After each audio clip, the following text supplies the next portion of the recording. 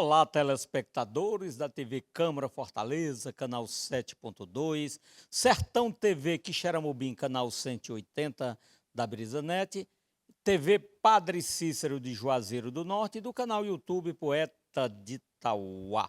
Estamos iniciando nesse instante o programa cultural Cordel, Sanfona e Viola. Hoje aqui com meu amigo Nireis, o homem do arquivo Nireis. Olá, Nireis. Bom dia especial para vocês e para os seus telespectadores. Nireis, como é que nasceu a ideia do Nireis em começar a juntar esses objetos para formar esse arquivo tão importante que hoje é referência nacional? Curiosidade, né? Eu sempre fui um sujeito muito curioso, desde menino pequenininho. Eu queria saber de tudo, perguntava demais. E a curiosidade sabe como é, né? A gente quer saber uma coisa, quer saber outra e tal. Quando eu era menino, eu colecionava caixa de fósforo, carteira de cigarro, figurinha de bala, de chocolate e tal. Sempre tive mania por coleção. E quando chegou aos 20 anos de idade, no dia que eu completei 20 anos de idade, 15 de maio de 1954, um vizinho meu me deu de presente um picape, um toca-disco, né? E o disco não tinha amplificação, tinha que injetar no rádio, né? Para ouvir o som na amplificação no rádio. Aí eu passei a comprar disco, assim começou. Você falou aí nas coleções, nos cigarros, né? Eu lembro que no interior a gente utilizava as carteiras de cigarro para fazer cédulas, né? Você também acompanhou isso aí? Dinheiro Em geral os meninos colocavam a cédula, ele dobrava ao comprido, colocava nos dedos aquilo, usava como cédula, né? Como os trocadores de ônibus usavam a cédula, né? Pois é. Mas eu não, eu pregava no papel, fazia os álbuns, era uma coleção mesmo de verdade. Você falar em álbum, esses álbuns de figurinha que nós temos tanto aí nos campeonatos, nas copas, e em outras ações, ele é uma coisa antiga, mais ou menos de que época, esses álbuns de figurinha? Rapaz, ao que me conste, o primeiro álbum de figurinha surgiu em 1936, que era um álbum com várias figuras de vários assuntos, e tinha uma página que era que só de flores, e tinha uma flor que ninguém conseguia. Né? Completar, né? Para não fechar nunca, né? Para não ganhar o prêmio, né? Era chamadas balas holandesas. Essas figurinhas vinham nas balas, nos bombons, né? Mas essa aí que fechava o álbum é que ninguém conseguia, né? Ninguém conseguia. Que maravilha, né? Que coisa boa. Eu tenho um álbum desse em casa. Ainda conseguiu juntar um, né? Mas não tem a flor, não. O restante está completo. Está completo. Que bom. Ô Nireis, o disco que você é apaixonado e que você gosta muito é o chamado disco de cera, né? Como é que esse disco, quando esse disco começou realmente a ser produzido aqui no Brasil, e ele já era produzido em outros países antes de chegar aqui, claro, né? A gravação começou comercialmente em 1878, né? Então essa gravação do disco primeiro era num cilindro, era um rolo fonográfico, invenção do Edison. Quando foi em 1902, um pouco antes, o cidadão chamado Emile Berliner inventou pegar o rolo, né, e abrir e fazer a gravação no disco. Por quê? Porque o rolo não permitia que você tirasse molde para reproduzir. Caruso, quando veio a Buenos Aires em 1887, ele vendeu 112 cilindros. Para isso ele teve que cantar 112 vezes, né? Porque não permitia cópia. Então o disco não. Quando ele inventou o disco, aí permitia tirar o molde e prensar, né? Os discos passaram a ser prensados. Então você fazia uma matriz e imprimia 500, 700 discos. A matriz Isso no suportava. começo era mais ou menos isso, né? Não tinha quem fizesse essa astronomia essa coisa astronômica de disco de 1 milhão, de 2 milhões, Pois não é, sei o não. que surgiu depois, né? É, exatamente. E no Brasil, quando é que começou realmente a ser prensado os discos? Um tcheco chamado Frederico Figner veio da Europa, isso em 1890 e pouco, e foi para os Estados Unidos. Lá ele apaixonou-se pela gravação, né, de som e pegou aqueles aparelhos que faziam gravação. Naquele tempo era muito comum o fonógrafo que fazia a gravação e reproduzia. Então ele trouxe para vender aqui. Ele chegou aqui no Brasil, em Belém do Pará, fez uma demonstração, outra em Fortaleza, outra em Recife, outra em Salvador e outra no Rio de Janeiro. No Rio de Janeiro, ele abriu na Rua do Ouvidor 107 a Casa Edison. E nessa Casa Edison ele passou a vender várias coisas. Era máquina de escrever, piano, bilhar, fonógrafo, disco, de abacate. E aproveitou para fazer gravações. Então ele produzia a gravação do disco, né? O cantor ia lá, cantava, ou a orquestra, ou o que fosse. Ele produzia a gravação e mandava a matriz para a Alemanha. Na Alemanha os discos eram prensados e vinham os caixotes de navio, né, dos discos para vender aqui no Brasil. Em 1913, um gaúcho chamado Saverio Leonetti, descendente de italiano, abriu uma fábrica de discos em Porto Alegre. O disco dele, o selo era gaúcho, né? Então, quando ele soube disso, ele disse, não, eu preciso imediatamente botar uma fábrica aqui também, né? Aí fez um contrato com a Odeon e montou uma fábrica de disco em 1913 no Rio de Janeiro, né?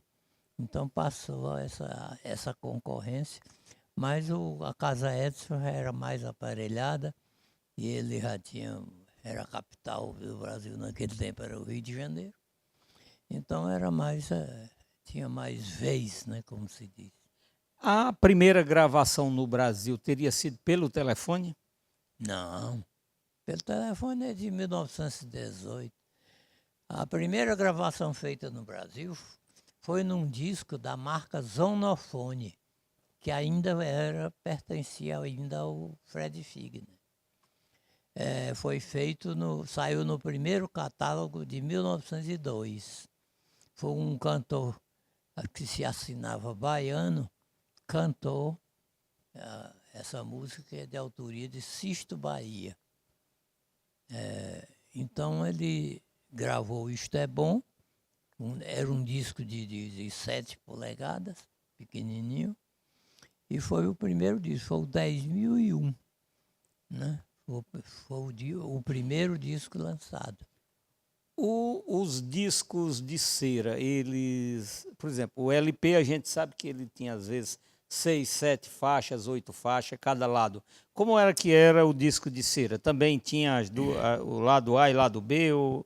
O disco de cera é o seguinte, ele surgiu aqui no Brasil já com 2 faces gravadas, de um lado e do outro. Mas existiam muitas fábricas que só tinham um lado gravado, né? Então a música era só de um lado e do outro, às vezes era liso, às vezes trazia uns enfeites, alguma coisa, né? Então eu trouxe até um exemplar aqui para mostrar. Sim, sim, vamos mostrar aí, né? Vamos aproveitar para... Isso aqui é uma fábrica que entrou aqui no Brasil em 1910, né? É a casa, feito na Casa Faulhaber. A marca do disco é Favorite Record. Vira aí o outro lado. Aí.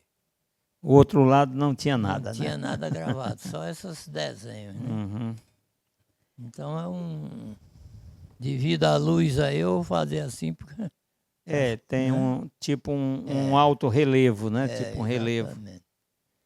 Então, esses discos passaram porque a casa Edison tinha patente dos discos de duas faces. Ninguém podia fazer disco de duas faces, só o Fred Figner. Era 3465.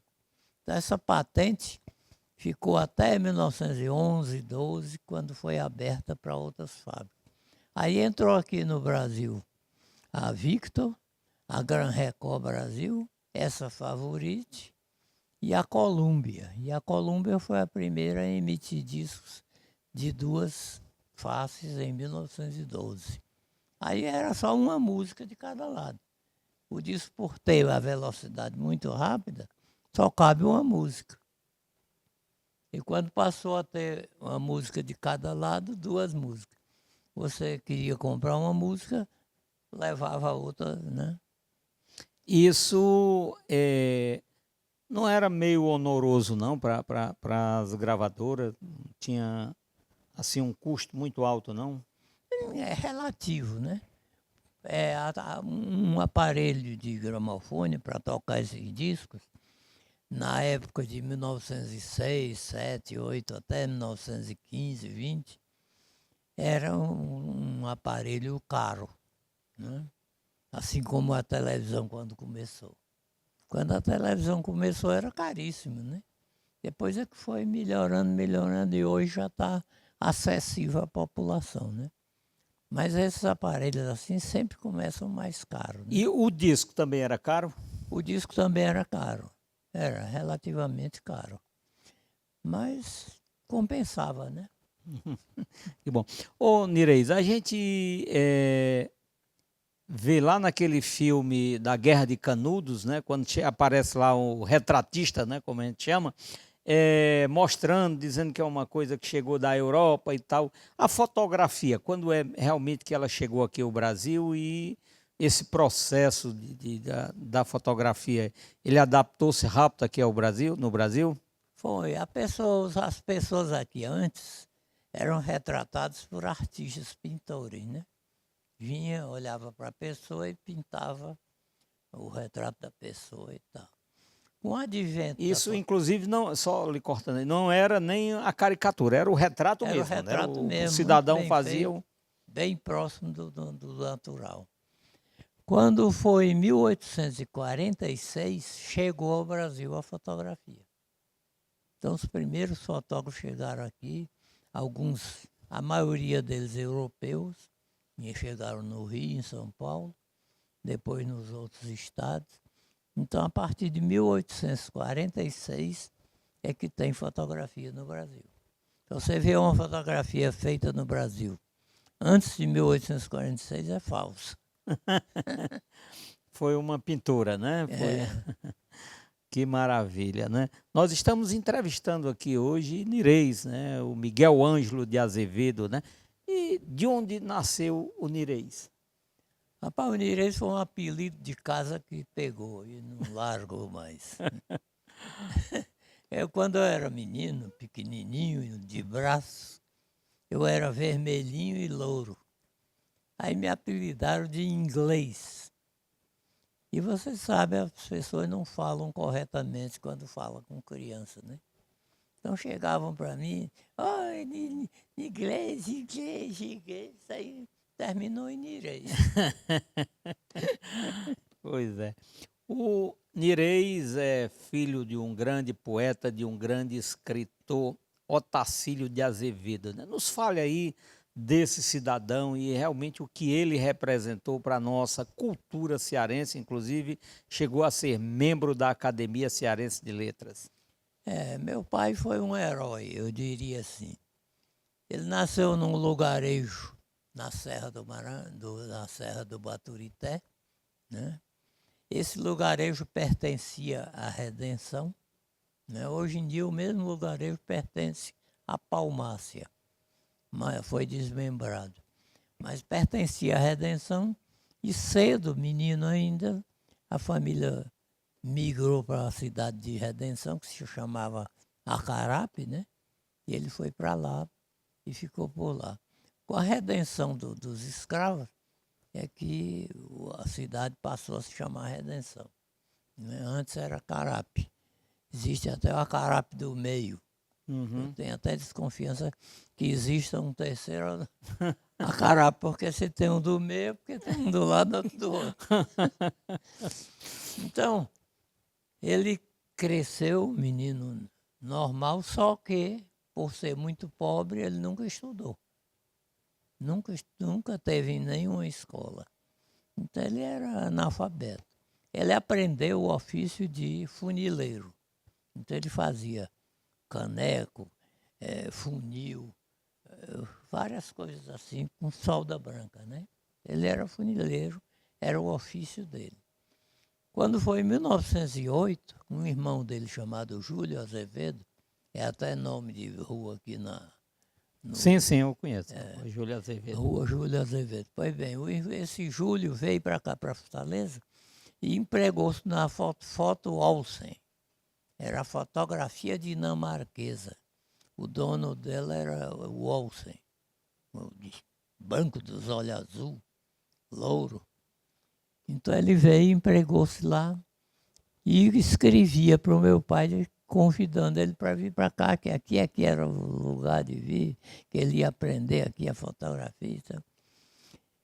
Então meu pai veio, chegou aqui em 1910, empregou-se lá no Foto Olsen, né? Aprendeu a fotografar, né? Ganhou mais um ofício além de funileiro, era funileiro e fotógrafo, né? De lá, quando ele saiu, ele se empregou na Light para pintar bonde, né? E nessa pintura ele aprendeu também a arte de pintura, né? E assim ele foi tendo. Empregou-se depois no Majestic para pintar os cartazes Do cinema. de cinema e copiando os cartazes de cinema e as letras que davam a ele em português, porque os cartazes vinham em inglês, e ele tinha que pintar o mesmo cartaz e escrever em português. Assim ele aprendeu a ler. Escrevendo cartaz de cinema é que ele aprendeu a ler. Em 1915, ele ainda era analfabeto. Em 1918, publicou o primeiro livro. Né? A leitura é melhor do que uma sala de aula, né? E ele gostava muito de ler. Devorava livro, né? Ele tem um dos livros de destaque aqui do Ceará, né? Que é Fortaleza Descalça, né? Nos fale um pouco aí desse livro, da importância. O papai era poeta, né? Ele escrevia muitos poemas. O primeiro livro dele foi um poema. O segundo livro reunia vários poemas, sonetos e outras produções rimadas e metrificadas. Ele escolheu ser um poeta, né? No estilo Popular, né? Aí ele começou a publicar. Quando ele tinha já 12 livros publicados, que já estava idoso, então ele resolveu escrever as memórias dele. É quando ele escreveu o Fortaleza Descalça. Ele fez um capítulo para cada pintor que ele conheceu, para fotógrafos, os amigos dele, né? E, O Fortaleza Descalça é de que ano, a publicação dele? rapaz, ele é póstuma. Ele não viu publicada. Ele morreu em 1978. A primeira edição deve ser de 79 ou 80, por aí. Isso já foram vocês, os filhos, que publicaram, né? Exatamente.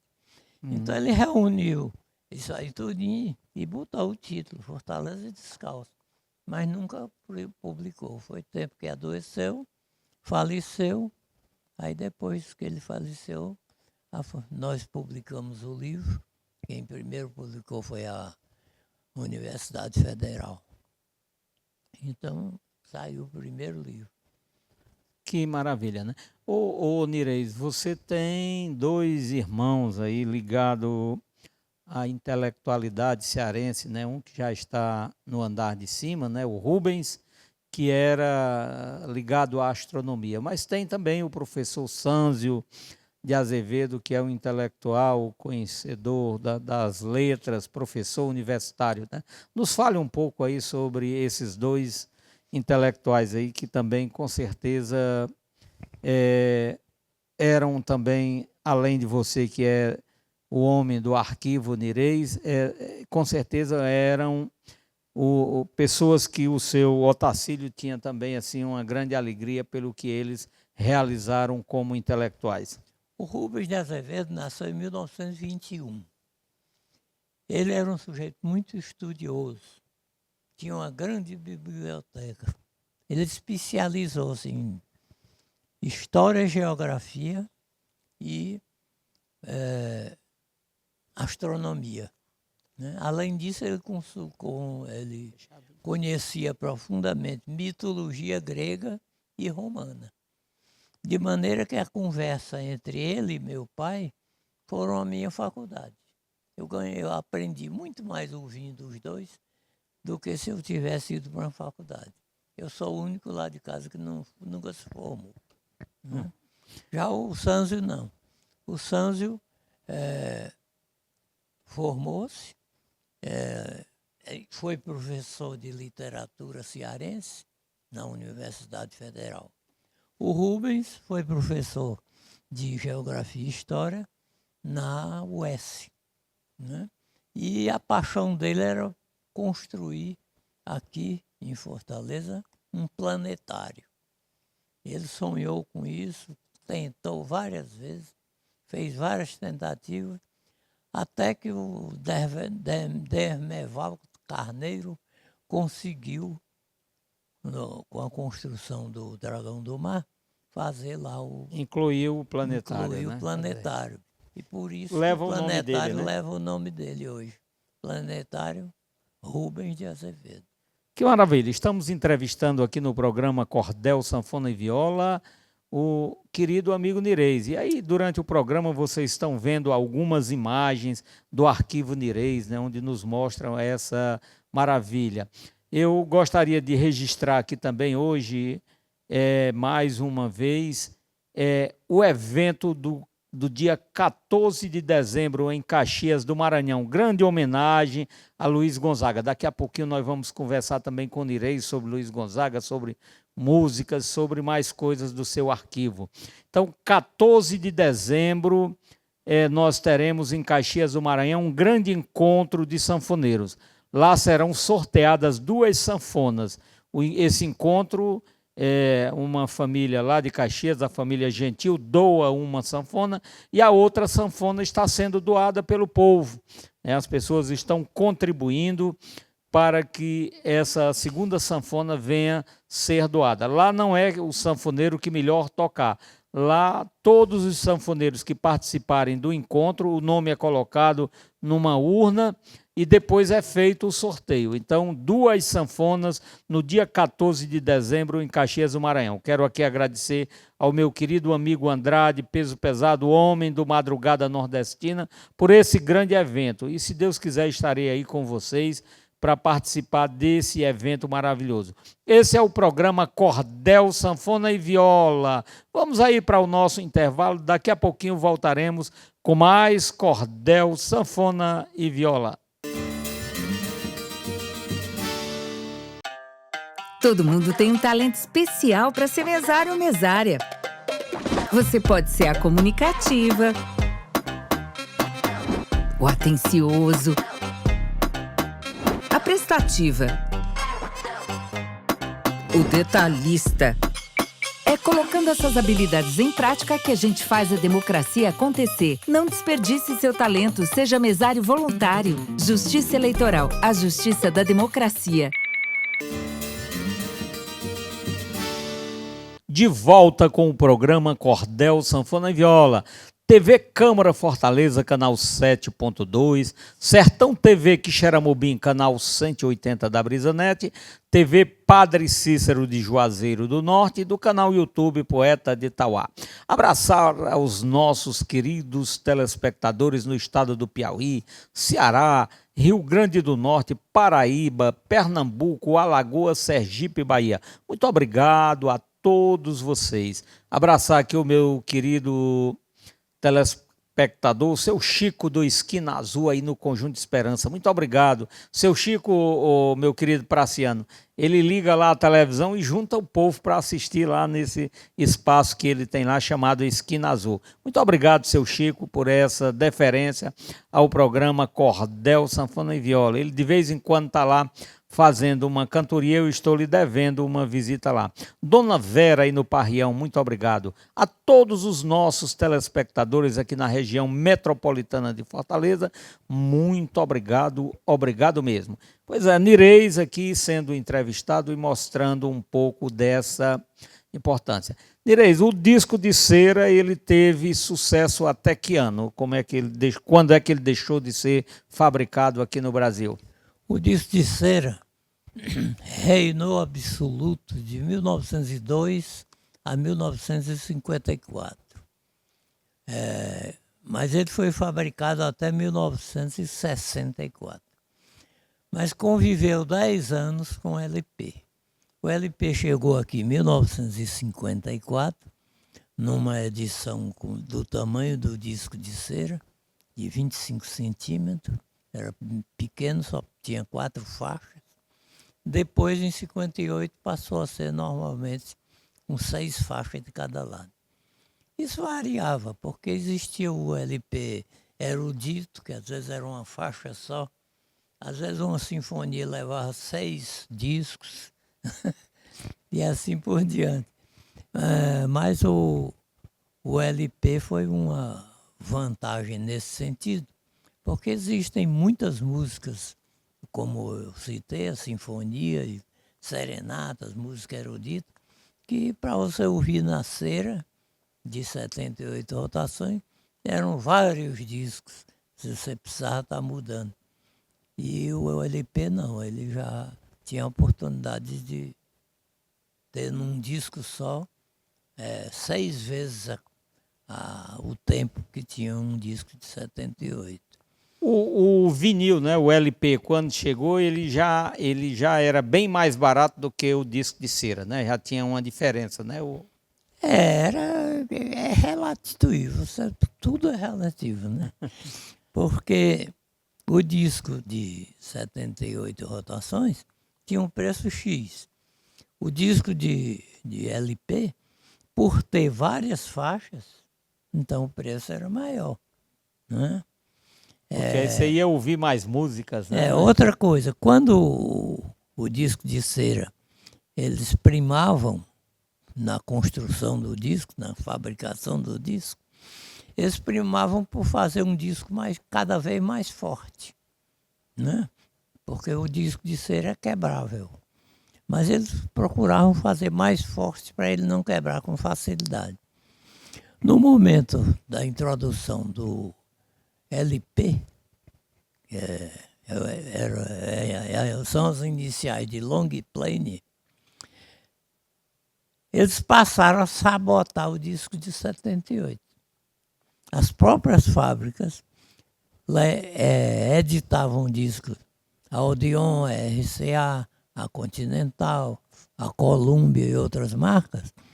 Ele lançava o LP, que era de vinil, era inquebrável, e os discos de 78 eles faziam bem fininho e facilmente quebravam. Resultado, quem comprava um 78 naquela época, quebrava com facilidade, então ia preferir Isso era uma estratégia, né? Era, exatamente. Para vender o outro disco, né? Mas tinha uma desvantagem. Você, para comprar, você ouvia no rádio uma determinada música, se empolgava por ela, ia no comércio e comprava o disco 78. Quando passou para o LP, você tinha que comprar um LP com 12 músicas. Você comprava uma música, levava 11 né? E essa aí é muito mais caro, né? O que as fábricas fizeram para atender a isso quando o disco de cera saiu do mercado? Criaram o compacto, que era pequenininho, tinha 4 Eu lembro músicas do só. compacto, sim. Então Uma ficou música mais de um lado e fácil. outra do outro, né? Você ia comprar o disco, já era mais leve. Não tinha que levar 12 músicas, né? E, Nireis, com relação a essa questão de trabalhar, geralmente quando um artista lança um disco, tem às vezes 1, 2 músicas que ele trabalha em cima daquele disco. Era assim também com os artistas antes de chegar ao LP também? Era, quando lançavam essas músicas, era trabalhado uma música ou 2 no máximo? Eles sempre trabalharam. Por exemplo, você gravava um disco, um lado e outro, ele trabalhava mais um lado, né? Agora ele fazia isso porque ele sabia que vendendo um lado o outro ia, né? Então ele trabalhava mais aquele lado. Não tinha sentido tanto quanto no LP. No LP tem mais sentido. Você trabalhar a música, o LP são 12 músicas. Então ele tem que dar ênfase a uma delas, né? Para poder vender, né? Exatamente. Eu já vi em algumas reportagens suas, né, de que quando surgiu o LP, né, e aí você estava interessado em fazer a coleção dos discos de cera, você comprava LPs, inclusive porque alguns discos de cera foram passados, né, regravados para o LP e saía nas casas trocando, né? Isso você querendo realmente formar esse seu arquivo, né? Exatamente. As pessoas antes disso, eu ia nas casas e encontrava discos que me interessavam e que não tinha mais no comércio, mas eles não soltavam, né? Não queriam se desfazer dos discos. Então, quando o LP chegou, eu usei dessa estratégia. Eu comprava o LP, ia na casa da pessoa e dizia, olha aqui, a música está aqui e tal. Aí eles iam soltando o disco. Às vezes soltava até outros que nem estavam no LP, mas para compensar a troca, né? Porque era uma faixa, 2 faixas por um disco. Né? Uhum. A mudança também do aparelho, por exemplo, que tocava o disco de 78 para as vitrolas, né, que passaram a tocar os LPs, né, o vinil. Também era oneroso para as pessoas que iam Era tocar? oneroso, porque o aparelho de disco que tocava o cera, ele só tinha uma velocidade, 78 rotações. O aparelho que tocava também, o amplificador, era do rendimento para 78. Os aparelhamentos que começaram a chegar a partir de 1954 eram aparelhos de alta fidelidade, né? Com agulhas próprias para LP.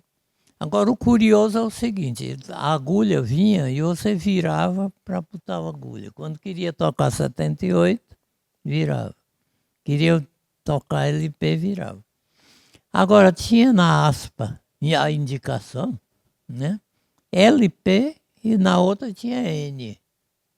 Sabe o que é N? Normal. Então, na época, o normal era o 78. Hoje seria o contrário, né? Uhum. Pois é, que coisa boa. Estamos ouvindo aqui o Nireis mostrando essa questão da música. Nireis, 5 grandes nomes da nossa música, você que conhece tudo aí, porque tem essa coleção. 5 grandes nomes aí da nossa música brasileira. Rapaz, eu para citar esses 5 grandes nomes, fica difícil. Porque é tanta gente. Bom, você pode citar mais. Eu pedi 5 aqui, mas você fique à vontade. Eu prefiro contar uma história. Pronto. Em 1920, mais ou menos, o americano, após a Primeira Guerra Mundial, você sabe que o americano vive de guerra. Então, depois das guerras, Estava a briga, né? ele vive milionário, né? De vender arma e tal. Então, depois da Guerra de 14 a 18, ele ficou rico e comprou a cultura mundial. Então, em 1920, no Brasil, os discos nacionais que saíam tinham os ritmos ragtime, two-step, né? One-step, né? Charleston, né? Foxtrot, era tudo americano. Então, os compositores brasileiros estavam produzindo música norte-americana, né? Para poder sobreviver. Então, essa cultura ficou até 1929. Por quê? Em 1929 houve o craque da Bolsa. Aí o americano... Quebra da Bolsa de Valores de Nova York. Exatamente. Aí o americano ficou sem dinheiro. Não podia mais comprar cultura mundial. Aí cada país, não foi só o Brasil, não. No mundo inteiro, todos os países passaram a produzir sua própria cultura. Então, por isso é que de 1929 a 1939 é chamada a Era de Ouro da música.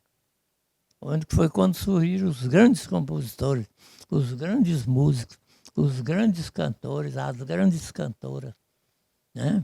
O Brasil, nesse período, era o quê? Pixinguinha, Benedito Lacerda, Sancler Senna, Erivelto Martins, né? Chico outros. Alves já foi um pouco depois. Chico Alves, não, Chico Alves foi antes, Não. começou bem antes. Mas aí já é cantor, né? Eu citei só compositores. Certo. Cantores, Francisco Alves, Silvio Caldas, Orlando Silva, Carlos Galhardo, João Petra de Barros, Augusto Calheiros, Vicente Celestino, Astão Formente, Albenz Perrone, Carmen Miranda, Linda Batista, Ticinha Batista, Carmen Barbosa, e aí por aí vai, né? Então todo esse pessoal surgiu nesse período da Era de Ouro da música brasileira. Quando chega em 1939, a Alemanha invade a Polônia. Começa a Segunda Guerra. Aí o americano começa de novo, né? Aí começa a guerra, e lá vai a guerra e tal, e coisa. Quando termina a guerra em 1945... Ele estava com dinheiro. Ele estava com dinheiro, e haja bombardear aqui com bolero, foxtrot, jazz, isso, aquilo. E ainda hoje está envenenando a cultura mundial com suas músicas, que eles, através do cinema, que realmente é um portento, o cinema americano, eles conseguem penetrar e convencer o mundo de que a cultura mundial é a deles, né? O que o melhor que tem é ele. Os grandes compositores são americanos e tal. Mas você vê que é um país pobre, porque os Estados Unidos só tem um ritmo. Nós temos 162 ritmos. O americano só tem um, Fox. Né? Pois é, que maravilha. O que é o rock? É um Fox. O que é o blues? É um Fox. Né? Só tem Fox. Então, o ritmo deles se encerra num só. Num só. Ô Nireis, eu já ouvi você falando isso, mas gostaria de ouvir. E o nosso grande e eterno rei do Baião, Luiz Gonzaga, né? O que significa para a nossa música brasileira? Rapaz, Luiz Gonzaga foi um fenômeno. Nós tivemos alguns fenômenos na música, mas o Luiz Gonzaga é um fenômeno fenomenal. O Luiz Gonzaga apareceu em 1941, no Rio de Janeiro, tocando sanfona, nos cabarés, por ali e tal. Ali no Baixo Meretriz, né? Nos Arcos da Lapa, né? Tocando choro e valsa. Era um sanfoneiro tão bom, mas tão bom que todo mundo notava. Então o Genésio Arruda, que tinha um sanfoneiro próprio para acompanhá-lo, brigou com o sanfoneiro dele e mandou buscar o Luiz Gonzaga. Luiz Gonzaga veio, fez parte do primeiro disco, o primeiro disco do qual ele fez parte, né? Que era o lado B de um disco do Genésio Arruda. E a partir daí o pessoal da RCA Vida, quando viu ele tocando, você não quer ficar aqui não? Aí Pronto, acha ele a gravar choro, valsa, mazuca, shots, essas coisas. Mas não deixavam ele cantar, né? Então ele ficou ali e tal coisa. Existia os sanfoneiros, Pedro Raimundo, Antenógeno Silva, Arnaldo Meirelles e outros mais. Mas o Luiz Gonzaga foi o melhor sanfoneiro que o Brasil já viu em todos os tempos, na técnica. E quando ele resolveu explorar o que ele queria era explorar o baião, as músicas daqui do Nordeste, levar. Então ele conheceu Humberto Teixeira e começou a compor junto com Humberto Teixeira. Mas como ele não podia cantar, ele dava as músicas para outros. Então ele deu o baião para ser gravado pelo Quatro Asas em Coringa, né? Outras músicas pelo vocalista dos Tropicais, deu para o Solon Salles, né? O Solon Salles gravou as músicas dele e ele dava, distribuía. Além disso, ele formou um conjunto regional que acompanhava cantores dentro da CSA Vida. É facilmente identificável. Então, foi um gênio. Quando ele conseguiu cantar no rádio, né? Começou a fazer sucesso no rádio, aí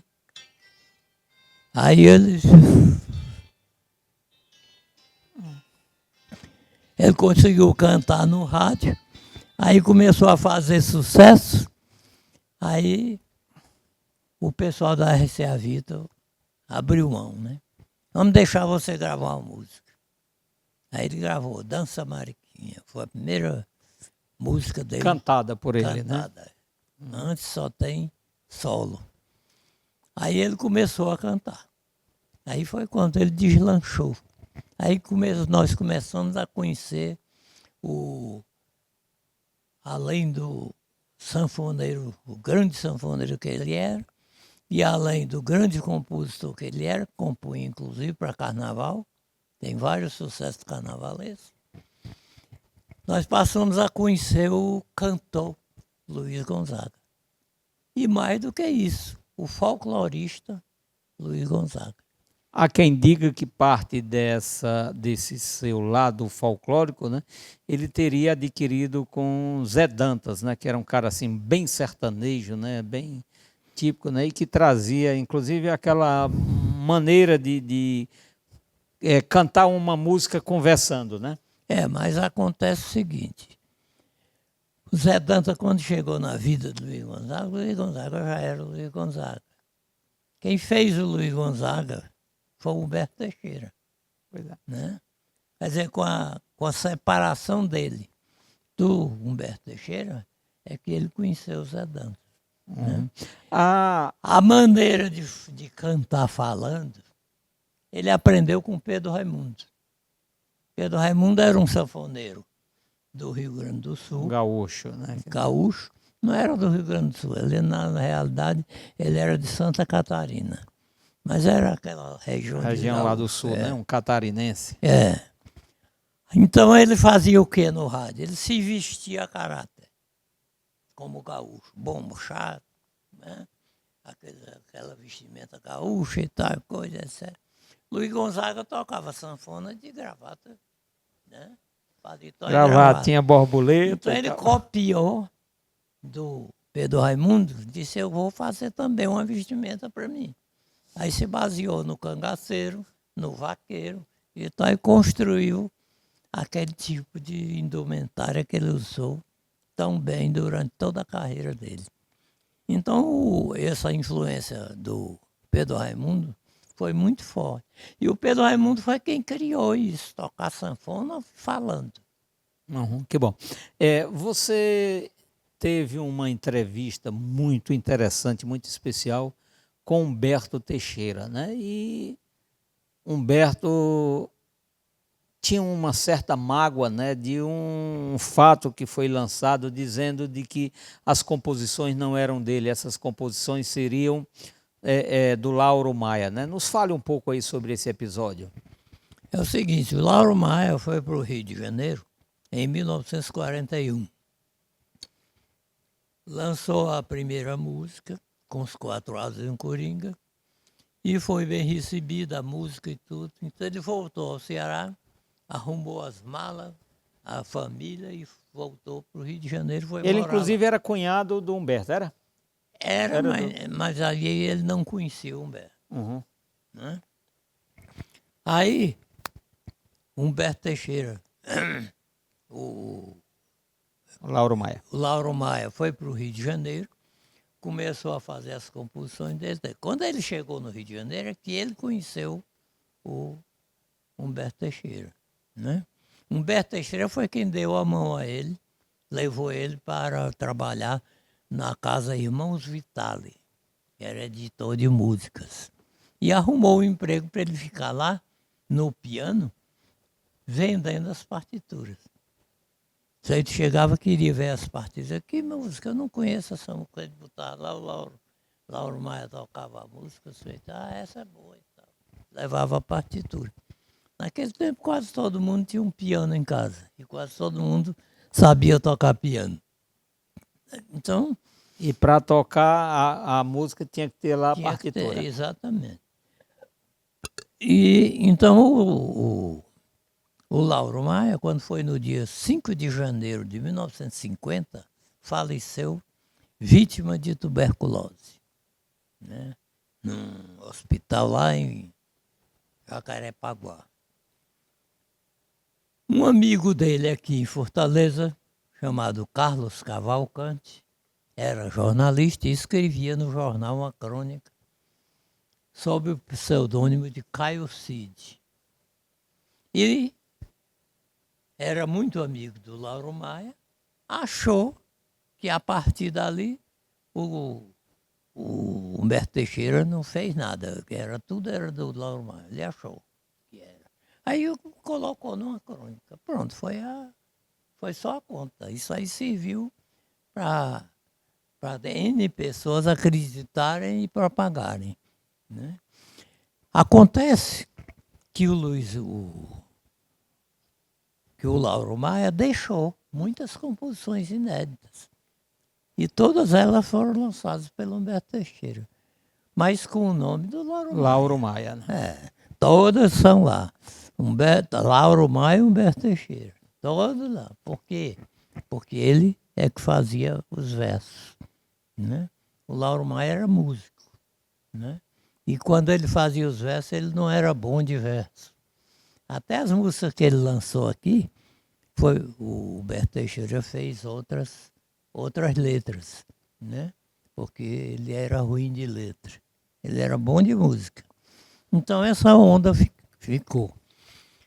Impregnou tanto isso que o pessoal dizia, isso é do baú do Lauro. Né? Tudo que ele fazia, isso é do baú do Lauro. E é claro que isso chateou muito, né? É claro. Porque ele Embora ele tenha feito muitas composições só depois disso, com sucesso tremendo, como Calu. Você chegou a conversar com Humberto, por que Luiz Gonzaga não chegou a gravar Calu? Já estava naquele momento da separação? O que foi que houve? Já estava no momento da separação. E a gravadora? Alva de Oliveira, né, se interessou pela composição e ele fez o contrato com ela, contrato, né? Então, naquele tempo, ela estava com aquela transa com o menino, com o Humberto... aquele maestro Roberto Inglês, né? Então ele veio aqui, que fez gravações aqui, ela foi a Londres, gravou várias músicas, né? Então nesse período foi que ela gravou o Calu. Aí depois disso o Francisco Carlos, que era um cantor que aparecia muito no cinema, gravou outras músicas do Humberto Teixeira, só do Humberto Teixeira. Quer dizer, o Humberto Teixeira passou a fazer música só também. Que maravilha. Nireis, eu quero lhe agradecer mais uma vez por estar aqui, por estar dando essa oportunidade aos telespectadores do programa Cordel, Sanfona e Viola. Nós já vimos aí imagens do arquivo Nireis, né? As redes sociais, que redes sociais o Nireis costuma usar? Facebook, Instagram, como é que você... Eu uso somente o Facebook. Eu experimentei o Instagram, experimentei o Facebook, mas fiquei com o Facebook. O Instagram não gostei. E aí você está sempre colocando lá suas crônicas, suas imagens, suas Eu histórias, coloco né? diariamente Um pequeno texto, uma coisa. eu boto diariamente um calendário, onde eu boto as pessoas que nasceram naquele dia e morreram, né? Boto ali né? E se alguém bota também no mesmo dia um selo de disco antigo, né? 78 rotações. Boto uma edição do Tico Tico no Fubá, que é a música brasileira mais tocada em todo o mundo. E já está na versão 450 e tanto.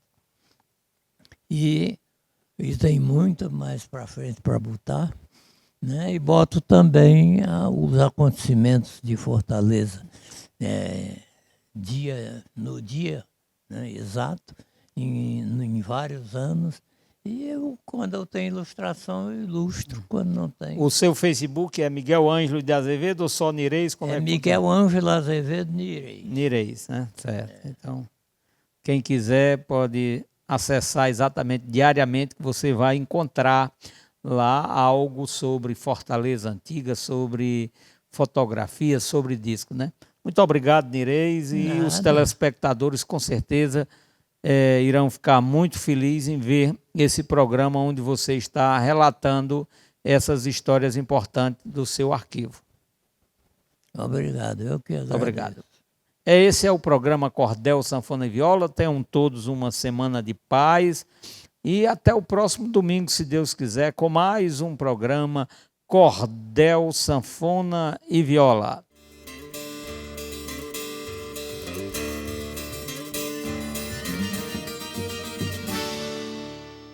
TV Câmara Fortaleza, a fortaleza da nossa cidade é você.